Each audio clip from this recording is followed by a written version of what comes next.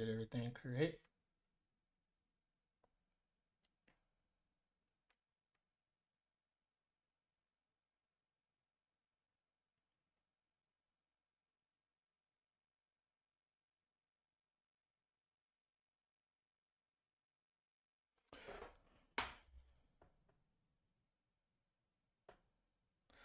All right, so um, this FL's. Let me turn my mic up. Testing, testing. One, two, three.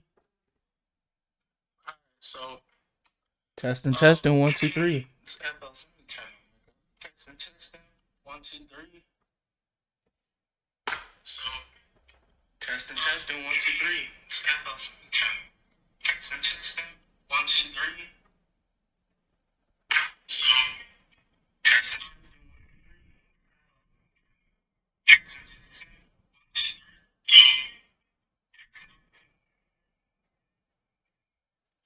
Hello?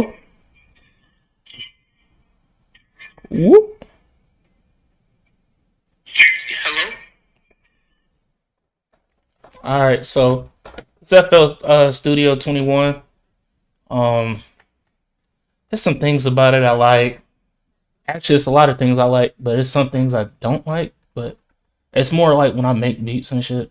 So anyway, I'm gonna just teach y'all. This just be a basic FL Studio tutorial and shit. And I am live streaming this, so it's no pausing and breaking. I'm all natural or whatnot. So basically, I'm gonna just give you the first rundown. You making beats and shit, but you don't like the stock sounds, or you already heard that you don't like the stock sounds and shit. So basically, if you want to import files, go to your system settings and go to file settings, and you should be able to get. And this is simple as hell. Like, this is stupid easy, but click on where my mouse is at, and you can open up all your folders and shit.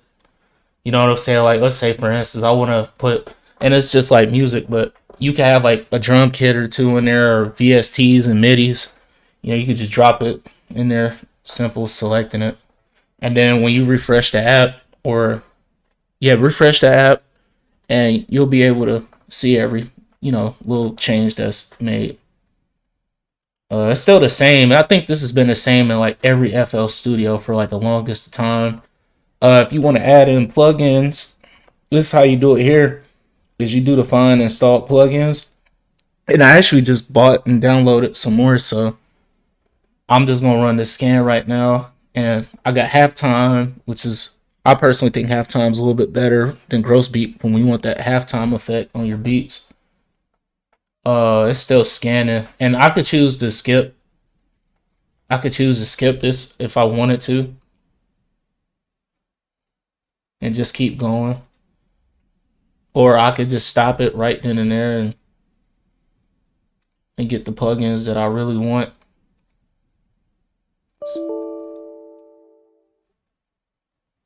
But yeah, and then make sure, like, when you, oh shit, I forgot to show y'all. I'm sorry. And then make sure this what it look like for real when people be having these uncut videos and shit. But yeah, if you want to favorite, or if you want it to be in your list, hit the star on the left side of it, because these are all the VSTs that I have, and that's how I get them in there. And then I want to say, if you're setting up a microphone, I don't know, my computer is a little weird acting, and I'm not gonna go through all that stress. So I did it through the FL Studio ACO device, but I still have an actual whatchamacallit interface, and it's like a UM2 interface. I pay like $30 for it. But yeah, but it should show you all your audio devices through here. And I've tried doing it through there, but I don't have a speaker connected to my interface, so that's why I have it through the FL Studio. And then I was gonna see what else. What be some other shit? Uh oh yeah, so I could do a quick little tutorial. So I got a kick. I got an 808. Now the thing with kicks and 808s is I normally EQ my 808s, and I normally don't use kicks like that, or I'll just have a solo kick and then no 808s. But yeah, we just gonna make a quick little beat. Just quick little beat. So I'm gonna just keep it simple. If you want that 4/4 hip hop time signature, just start off small. Just practice with this, and it's a lot better. I think it's better in the FL Studios now than it was back in the day, and it sounds actually, and it sounds a lot better for some reason. But yeah, we just gonna start off with a simple, you know what I'm saying? Simple hats. Turn that volume up.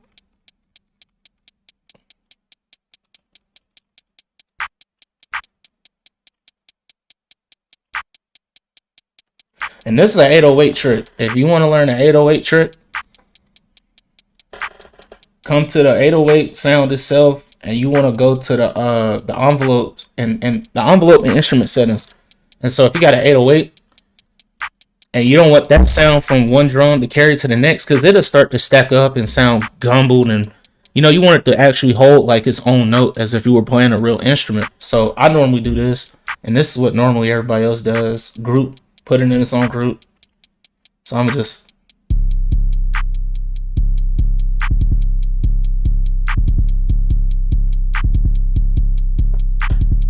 it sounds a little offbeat, but I'm just trying to teach you. I'm just trying to teach you, because normally it would be.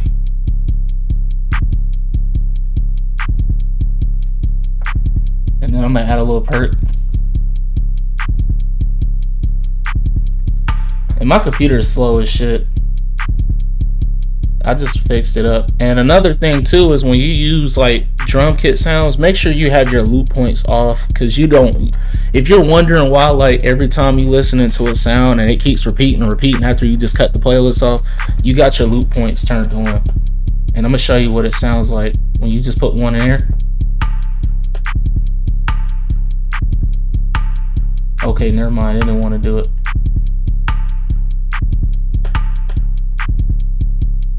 But yeah.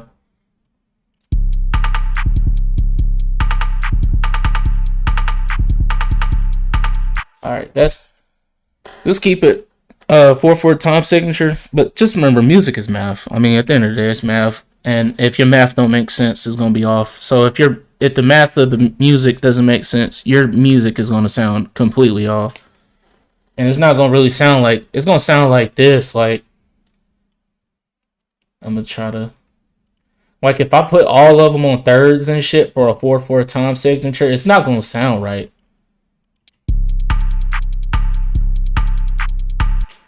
Okay. Damn, bro. This shit make me look. But yeah. I don't know. I'm just. This music is math. Then I want to say the next thing usually I like about it is I like the limiter, but sometimes when I be mixing my beats and shit, and this be a little low, but they still got the limiter on the master. And I mean, it's really, I mean, Fruity Limiter is good. I like it to record more than I actually like to use it to make beats. But, if you want your 808s to hit harder, your drums, go to your envelope on the master limiter and make sure it's in the master. Turn down all the, the attack, the release, and the sustain. Turn that down. Keep your noise gate. Just leave that alone. Your ceiling. The ceiling basically controls this. Like, if you have a beat and you see how it's peaking in that red, you basically take your ceiling and basically bring that off. Like, just go down to the sound like that. And you'll see the ceiling basically creates the ceiling for the waveforms in the audio. I never really figured out what saturation threshold. I don't really use it like that, to be honest. I use gain and ceiling. I don't really touch this.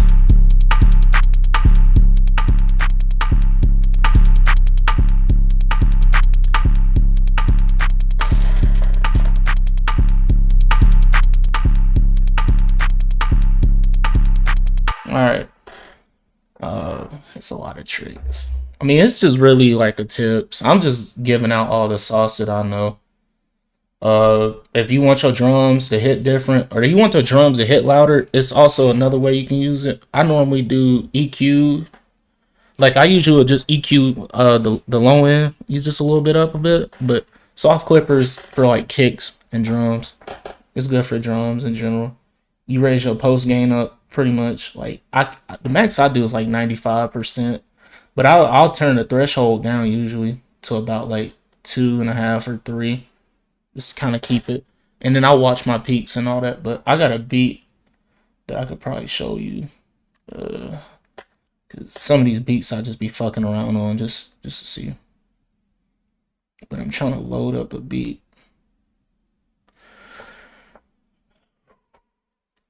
This shit takes forever because my computer is slow.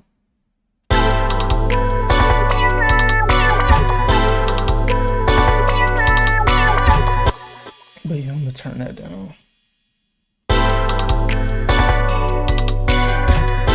So I got the 808 on there. Now for this beat I did use a little bit of a limiter, if I'm not mistaken. But I'm gonna show you what it looks like when you turn down the envelope. So I got it.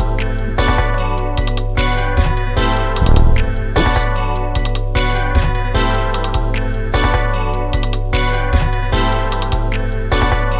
And then I haven't finished this beat yet, so I'm gonna put this in like number 10 spot, number 11. See what happens.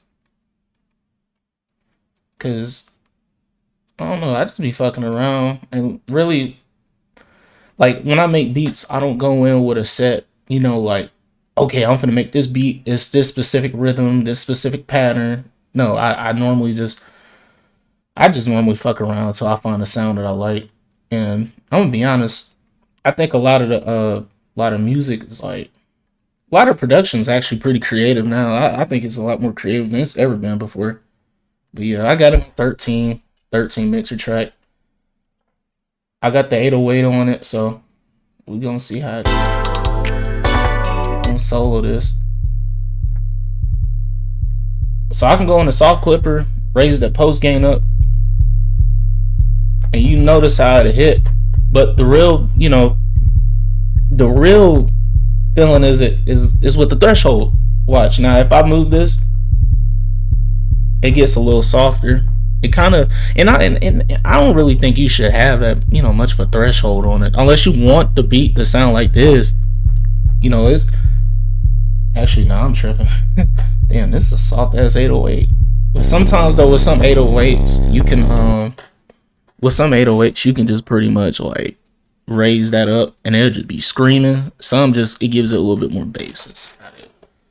I'm not trying to spread no misinformation, but soft clipper does help out with drums a lot.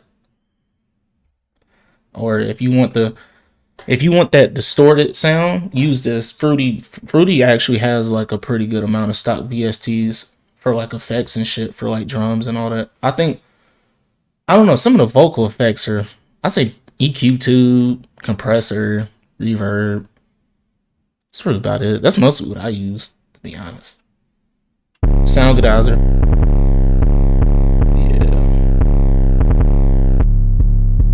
But this is the Fruity distortion setting that I normally use.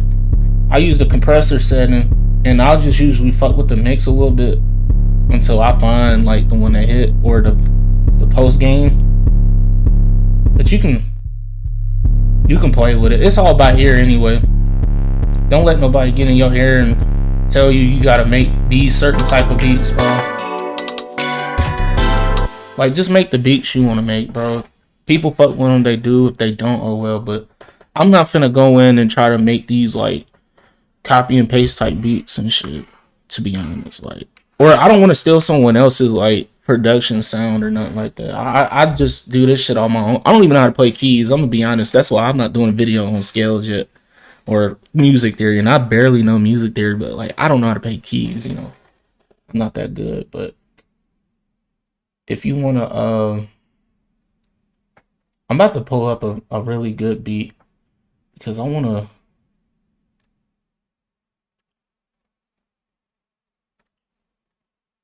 to say groove.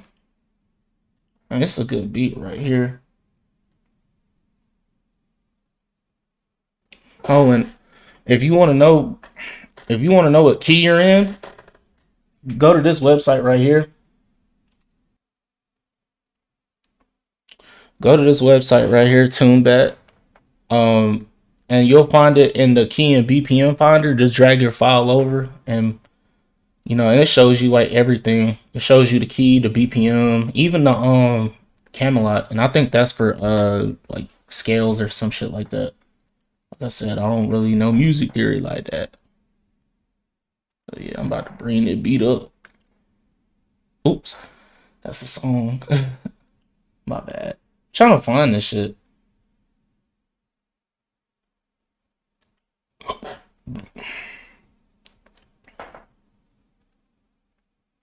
Damn, man. I would ask motherfuckers like, hey, bro, send me some goddamn. Talk about me a computer. I need to get a new one. Monte, keep it going.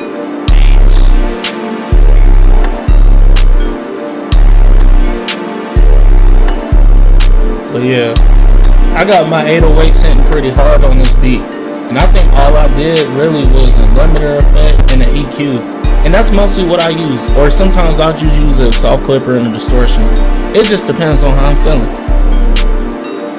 But I take a low pass and I basically cut out all the treble, mid, high end. And I usually stop right about here.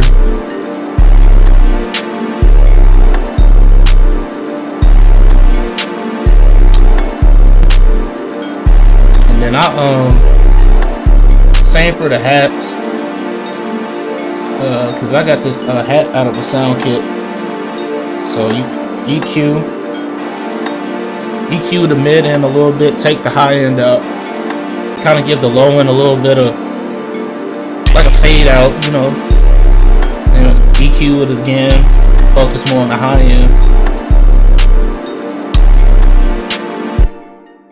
I'm trying to think. It's a lot of shit, but hell yeah. Also, then I'm gonna give you another one too. If you want to make your own like presets and shit, like I really got my own like recording presets and shit and presets I use for beats. So you want to go down to here and whatever you have the preset as and shit, like I could probably just turn this all the way here, but I'm not, for, you know, cause I'm still using this beat. But you want to go save as preset, give it a name, hit enter, and then you'll be able to find it right here in your presets anyway. Click on it, it'll load. That's about it. It's really a lot. But yeah. And I usually try to keep my production as simple as, you know, I'm not that professional, so I want to just keep it as simple as I can for my level of production. I had this EQ I got back a long ass time ago, but it's a EQ I got from a kit a long ass time ago. But this shit really makes a difference. Like it brings clarity in it. I'm not a sound guy, but it brings like clarity a little bit more. I can show you a difference. Like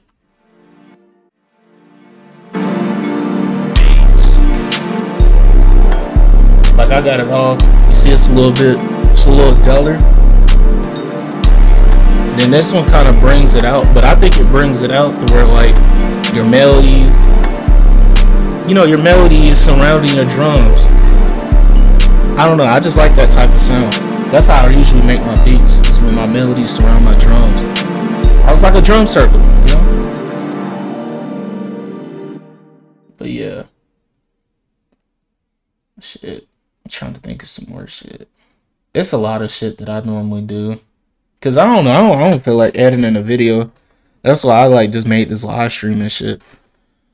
But if y'all want the website to go to where you can get VSTs and shit for free, some of them work, but I would say some of them work.